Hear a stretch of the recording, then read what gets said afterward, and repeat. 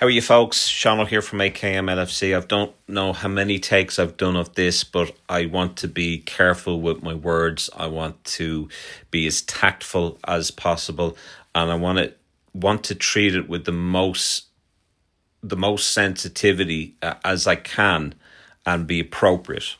Because I think of late the media haven't been and rival fans haven't been either.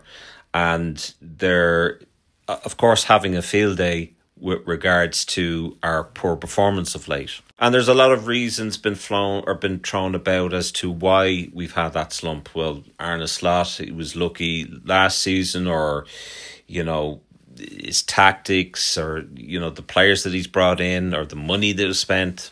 One that I'm seeing mentioned by media and now by rival fans that are using this as a stick to beat us up over is the grief that our players must be feeling, or the grief that our players are going through after the passing of Diogo Jota.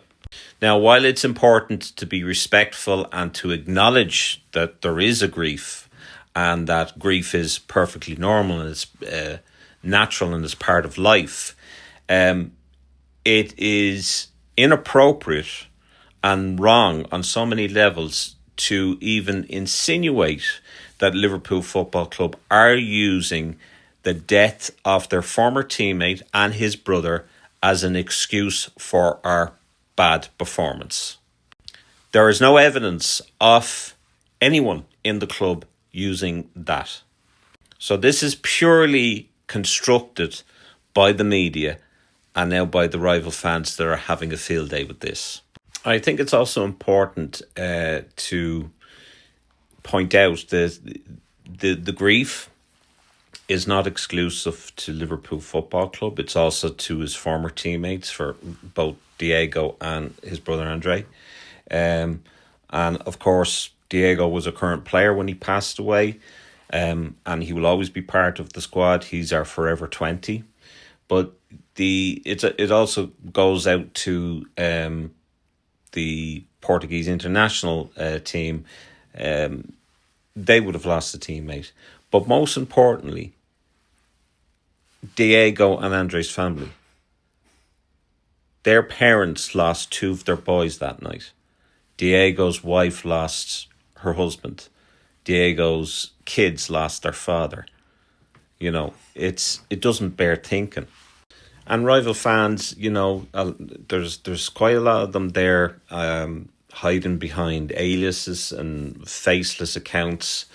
And we may not know who they are, these people, but they still have to live with that. They still have to have that on their conscience. And for some of the comments that have been put up is disgraceful.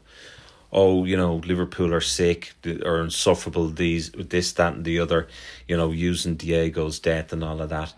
And I saw a Chelsea fan mention the reaction that Frank Lampard got when his mother passed away. And apparently there was fans that were singing and chanting about Lampard's mother. Now, I don't know whether that happened or not. If it did, my stance would be the exact same as what it is with the guy that racially abused Anton Simeone. They should not step foot in a stadium ever again. And I would even go so far as also saying that I would imagine and expect that the club, Liverpool Football Club, and the fan base would disown those individuals that do that. But that does not justify rival fans using the tragic passing of Diogo Jota and his brother Andre Silva. It doesn't. And it needs to stop. People need to stop, using this. And the only people that are using this are people outside of the club.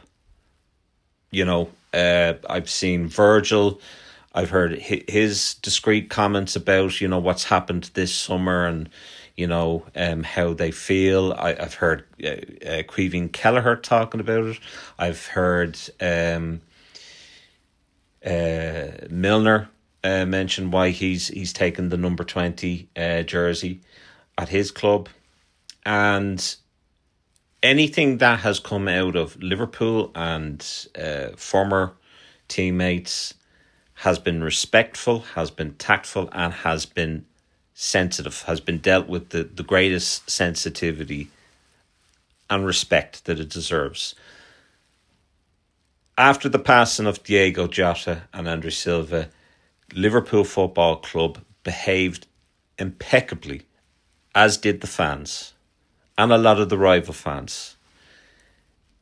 How we've come together, how we supported each other, and how we still support Diego and Andre's family. And rightly so. That's what football is really all about. That's what, the Liverpool family is all about. But I will not have rival fans either post up something up on Facebook or come on to our stream or, on our YouTube comments and make reference to that, or say that Liverpool should be ashamed of themselves using this tragedy, to excuse our bad run. I think if you even bothered, and a lot of these people aren't bothered, you will see that Arne Slot has mentioned our poor performance, and so have our players. And I mean, the reason why we haven't performed is down to tactics, is down to performance, it's down to, the new players not gelling in, or down to fitness, it's down to the senior players not playing well. And that's what it's down to. Whatever else is going on, is irrelevant to the performance on the pitch for those 90 minutes. It's also important to also state that when we won the league under Jurgen Klopp, Jurgen lost his mother and Alisson lost his father. So, like I said, grief is a part of life. People shouldn't be ashamed of it. They shouldn't be made feel ashamed about it. And rival fans or media should not be using this, and they should not be saying that Liverpool Football Club are using this as a reason for their bad performance, because nobody in the fucking club has done that. That's all I'm going to say about it, guys. 2 or 3 hours later of trying to do these takes, it's just such bad form and in bad taste that people would stoop to that level and bring that up.